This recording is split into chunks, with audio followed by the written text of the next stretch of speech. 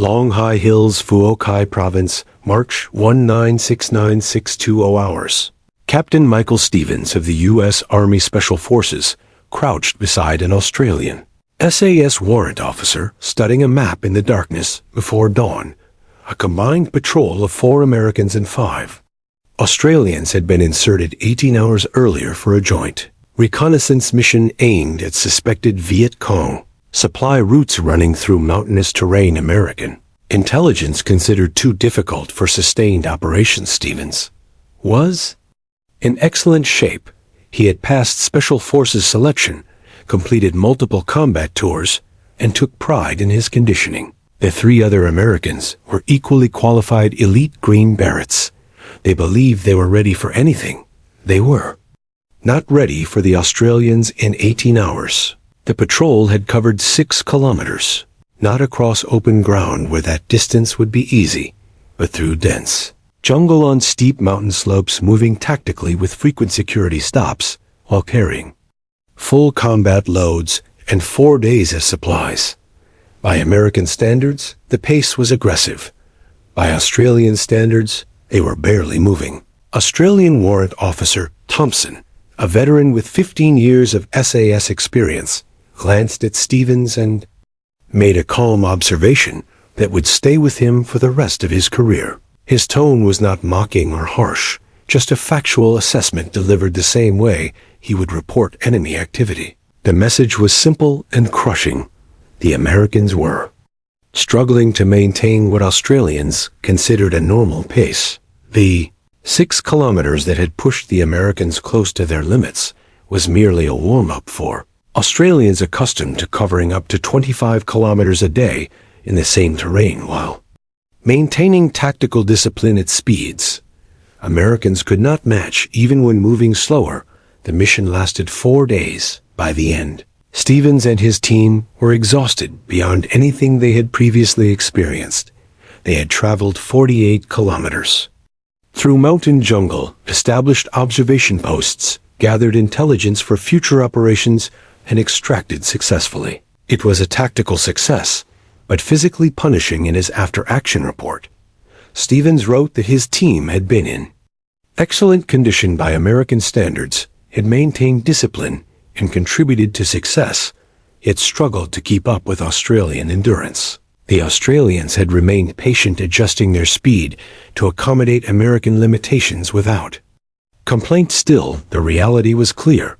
Australians operated at a physical level Americans could not sustain. Stevens concluded that during joint missions with the Australian SAS, American forces were the limiting factor. The Australians could move faster, carry heavier loads, operate longer, and remain effective even while exhausted. This was not a one-time event, but a pattern seen in hundreds of joint operations. Between 1966 and 1971, elite American soldiers discovered they were not as elite as they had believed. Physical standards that seemed demanding in American training proved insufficient for the Australian tempo. The phrase "you are slowing us down" appeared in Australian assessments not as an insult, but as an accurate operational observation. The root of the gap lay in different philosophies of selection and training. American selection in the 1960s relied on standardized tests, timed runs, obstacle courses, and marshes with set loads. Candidates who met the benchmarks passed. The system ensured a solid baseline of fitness. Australian SAS selection used unstructured hardship, designed to push candidates to psychological breaking points through exhaustion. There were no fixed passing scores. Instead, candidates endured days of continuous activity with little sleep, food, or water. The test was not how fit someone was, but whether they could still function when completely drained. American selection asked whether a soldier was fit enough for special operations. Australian selection asked whether a soldier could still perform when physically destroyed. Both approaches had value, but produced different results. Americans trained to reach standards. Australians faced challenges that would exceed any level of preparation. Corporal James Mitchell, who completed Australian SAS selection in 1966, described a phase where candidates undertook a 40-kilometer navigation exercise carrying 50-pound loads after 3 days of non-stop activity and almost no sleep. The purpose was not navigation skill alone, but the ability to think and function under extreme fatigue.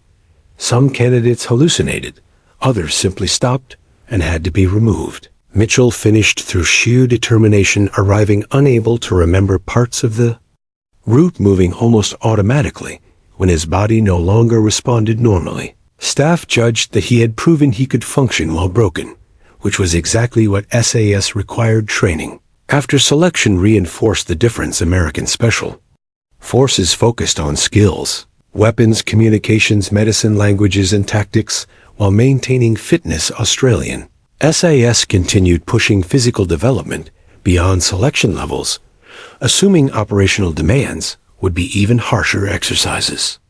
Simulated real missions, multi-day patrols with full loads in difficult terrain under realistic conditions. The goal was not fitness testing, but preparing soldiers for actual combat stress. Observing Americans sometimes viewed this as excessive, while Australians believed training must replicate the exhaustion of real operations. Load standards illustrated the contrast. Americans typically carried 60 to 80 pounds. Australians routinely carried 80 to 100 pounds and sometimes trained with over 120 pounds to build surplus capacity. Americans saw this as unnecessary risk. Australians saw lighter loads as inadequate preparation. Movement expectations also differed. American doctrine emphasized deliberate movement for security. Australians trained to move quickly without losing discipline. Americans might cover 10 to 12 kilometers per day in tough terrain. Australians trained for 15 to 20 kilometers at similar tactical standards. Differences were evident in Vietnam. Australian SAS patrols commonly covered 12 to 15 kilometers daily for 14 to 21 days. Without resupply, American long-range patrol teams usually covered 6 to 8 kilometers per day for 3 to 7 days with resupply options. The gap reflected capability, not preference. American Officer Captain David Morrison, who joined an Australian patrol in 1968, documented that by day 3, he struggled to maintain pace. By day 6, he admitted he was slowing the group. By day 10, he functioned only through determination, while Australians carrying heavier loads appeared no more fatigued than at the start. He concluded Americans at his fitness level could not sustain Australian tempo for extended periods combined. Missions often required adjustments. Operation Overlord in July 1969. Planned for 65 kilometers in 6 days, Americans requested reducing the distance to 50 kilometers because the original pace exceeded their planning norms.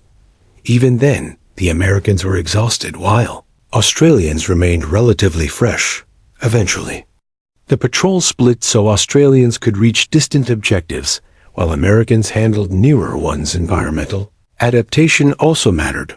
Australians trained in tropical climates similar to Vietnam and arrived already acclimatized. Americans from temperate climates needed weeks to adjust. Heat and humidity reduced endurance and increased fatigue.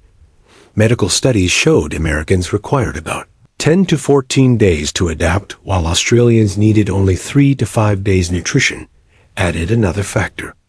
Australian rations delivered about 3,500 calories daily, suited for extreme exertion. American patrol rations averaged about 2,500 calories, insufficient for prolonged high-intensity activity. American soldiers often operated in a caloric deficit, losing weight and muscle, which reduced endurance over time. Australians maintained energy levels and physical capacity. Recovery times reflected cumulative strain. Australians returning from 14 to 21-day patrols typically needed 48 to 72 hours before being ready again. Americans returning from 3 to 7-day patrols often needed 72 to 96 hours. Despite shorter missions indicating they reached similar exhaustion levels, much faster. Cultural expectations differed as well. American forces celebrated exceptional performance, but did not require it from everyone who met standards. Australian SAS treated exceptional endurance as the baseline requirement, not an achievement. Soldiers unable to match it simply could not serve in the unit during joint training. An American instructor praised Australian troops for extraordinary performance in a difficult exercise. Australians replied that the exercise was routine. This highlighted the gap in expectations. Americans saw excellence, Australians saw normal. Competence over time, the experience influenced both militaries. American special operations eventually adopted more endurance-focused selection and training, recognizing that meeting fitness tests did not guarantee sustained field performance. Australian SAS maintained their demanding standards, which had proven effective. Captain Stevens later wrote that the experience humbled him. 4 days with Australian SAS showed that American fitness standards were insufficient for prolonged high-tempo operations. He spent the rest of his career advocating tougher physical preparation, emphasizing real-world endurance rather than gym performance. Phrase "you are slowing us down" appeared repeatedly in Australian reports, not as hostility, but as factual assessment. For American soldiers proud of elite status, it was difficult to accept. Yet many used it as motivation to improve, while others dismissed it to protect institutional pride. Decades later, American and Australian Special Operations Forces still train closely together. The gap has narrowed, but Australian SAS standards remain among the highest.